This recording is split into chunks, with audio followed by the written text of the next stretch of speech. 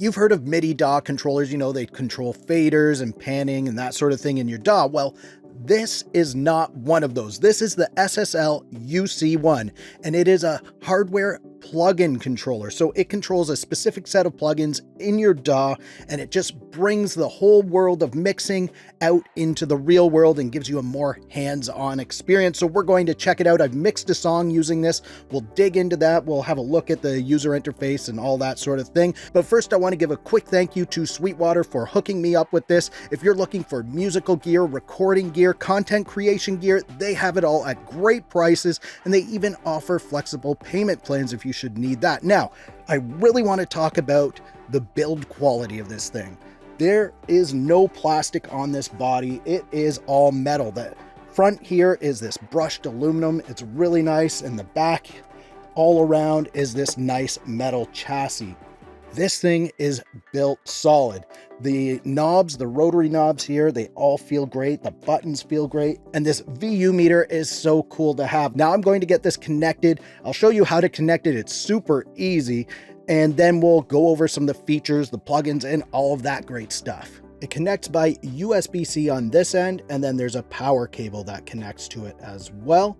Now, on the computer end, you can either connect with a USB-C port or a traditional USB-A port, and it comes with both cables, so you have options there.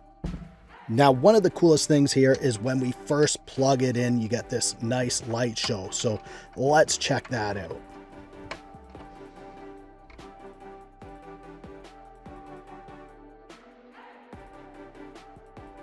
Yeah, that is so cool right there. Love that. Then the next thing we want to do is download this SSL 360 software. And this is kind of the whole back end to this thing and makes everything work with all of your DAWs. If you want to use the transport controls of the UC1, they are fairly limited controls. You could go in here, DAW setup, and you can choose whatever DAW you want. And you can see you can set it up for multiple DAWs. I have Studio One set up, and then I go down here and we go transport link to Studio One. And you can see DAW 1 is SSL V MIDI ports 1 to 4. So you just want to take note of that for when you get into your program. And you'll also want to install the plugins that work with the UC1. So you get the 4KB or 4000B SSL channel strip plugin, plus you get the UC1 Essentials bundle, which comes with the channel strip 2, which I think is based on the SSL 9000 console. And then you get the Bus Compressor 2, which is that legendary SSL Bus Compressor. Register your UC1 and you'll get this software. And I think they'll be adding more and more plugins here because they just added this 4KB not too long ago. Originally, you only got this bundle, but they just added this one. So hopefully they add more. I'm hoping for a 4000E channel strip, and I'm sure that will be coming along soon. All right, so now let's look at the interface a bit. If you're familiar with SSL channel strip plugins, it's going to be very familiar to you. You have your EQ and filters on this side, and then on this side is your dynamics section over here. And then you have some things down at the bottom here, like soloing the track, or muting it, sidechain listen, some things like that. Then in the center here, we have our bus compressor controls, and the VU meter is for the bus compressor. So now let's have a look at the newer channel strip that they just added. This is the SSL 4KB or 4000B channel strip, and it's based on the 4000B console, which came before the 4000E. So you have your filters up here, your high pass, low pass, and you can control those with these knobs up here. Then you can control your highs in this section here, and you can have it as a shelf. By default, it's a shelf, or you can change it to a bell with that button there. You have your high mids in this section. You can turn the EQ on and off if you want. So that would turn it off. We'll have it in. And then we have our low mids here and our low frequency down at the bottom. And again, you can use this one as either a shelf or a bell. Over on this side, you have your main compressor at the top here. And then you have a gate down in this section here. And if you want to control your levels, you can use the gain here, and you'll notice that it controls the fader in the middle. And you can solo the track, this button here. You can mute it right there. And I'll just show you another part to this. Now, before we get into that, if you want to grab an SSL UC1 or any gear for your home studio, you should definitely check out Sweetwater. They have a huge selection of gear and the prices are very competitive. And one thing I really like about Sweetwater is they try to make the online purchasing experience much like a in-store experience. If you need help on deciding what piece of gear you need for your studio, maybe it's what audio interface you need or MIDI controller you need, you can contact a sales engineer and they're going to guide you in the right direction. So you're not going to be second guessing what you're buying. They're going to make sure that what you get is actually what you need. So the next time you're looking for studio gear or instruments, be sure to check out Sweetwater. If you wanted that more traditional console feel, you could bring up the SSL 360 software and you go to this section here, and you can see this is our console that we have laid out. I have 3 tracks in there right now. I'm going to load up a project that I'm working on where I have a lot more, but you can see in here, it's lined up more like a traditional console. Everything is vertical here. And if we want, we can go down and we can see all of our EQ section, and you could do all of your mixing from this look here. We have transport controls at the top. So if you have transport enabled, you can push this button right here, this rotary knob right here. If you push it, it puts it in transport mode, and you can use confirm to play, and you use this back arrow to stop. So it's very limited transport controls, but for editing, it actually works pretty nice. And you can also use this, if you turn it, it's like a jog wheel and it can go to wherever you want in your song. So we'll go back to the DAW so you can see that. You can see it moves the cursor around in our DAW. All right, now let's just have a quick look at our bus compressor. So this is your typical SSL bus compressor. You can see we have your threshold, your makeup gain, attack, release, and it's known for that nice auto release. You have your ratio settings, and this is like a stepped knob. So some of these are stepped, which is really cool. You can put it in and out, which means the compressor's on and off. You're bypassing the compressor. And then you have your side chain, high pass filter, and a dry wet mix knob here. And then over here, you'll notice that you can put this into 2 times or 4 times oversampling. If you do that, I recommend doing that later on in your mix because it can introduce latency.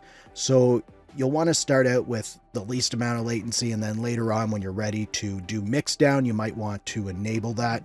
And you also have that on your channel strips as well. If you click on HQ, that will enable the oversampling on your channel strip. So that's our 4K B channel strip, which is really cool. I haven't got to use that one yet in a mix because it's fairly new, and I'm looking forward to using that, but you can see how this interacts with that. Now let's open up that mix that I have going on. All right, so you can see this is a full mix here, and it's pretty much done. If you want to just have a quick listen to what it's all about. But still the doubt inside myself reigns over me. What lies ahead? What challenges will I face? It's no more.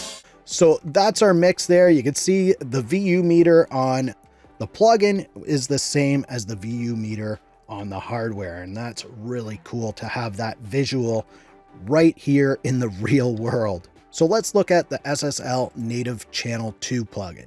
And this one, I believe, is based on the SSL 9000 console. And it's kind of the same as the 4KB. So you have your filters up here that we can control. You have your high frequencies, your high mids, your low mids, and then your low frequencies. And the same thing, you can have the high or the lows in bell mode or shelf mode. Over here is your dynamic section. So your compressor up at the top here, and your gate here. And one extra setting on this one is the hold right there. And again, if you want to change that fader, you can use the gain knob right here near the middle, and that controls the fader, which is nice because if you want to work right from the hardware, right across all your tracks. You don't even need to touch the faders in your DAW. You can just use the faders right in the channel strip. So let's look at the SSL 360 software now, and you can see it's a lot more full in here. We have lots of tracks, and you'll also notice that I have more bus compressors. So I do have one on that test track. There's nothing in that, but you can see I have a bus compressor on our drum bus. And I also have one on our main output. And if we play from here, you can see the bus compressor VUs right in there. But still the doubt inside myself reigns over me. What lies ahead, what challenges? And if you want to switch what bus compressor that you're controlling, you want to take it out of transport mode by pushing that again, and then you can use this knob to change what bus compressor that you're controlling. So we're now controlling this one on test, and you can see if I change the threshold there, it's changing up there in the plugin that you can see right above the VU meter.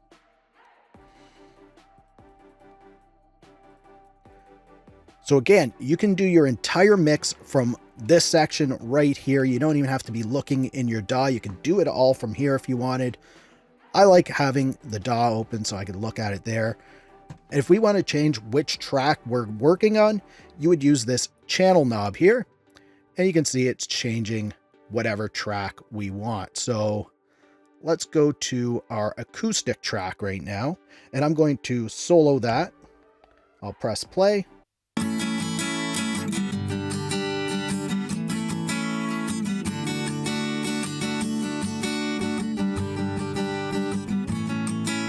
So you can see I can enable or disable the plugin. So you can A/B what it sounds like on and off. It really makes things easy to work with, and you can control two things at the same time. So watch our low frequency. I'll change the frequency here and the gain for that frequency at the same time. I can do both. And I can't do that with mouse clicking, but I can do that with this. I can even change all three at the same time if I really want to do that. Very cool right there. Now, one question you might have is, can you use this controller with third-party SSL channel strips like maybe the Waves SSL?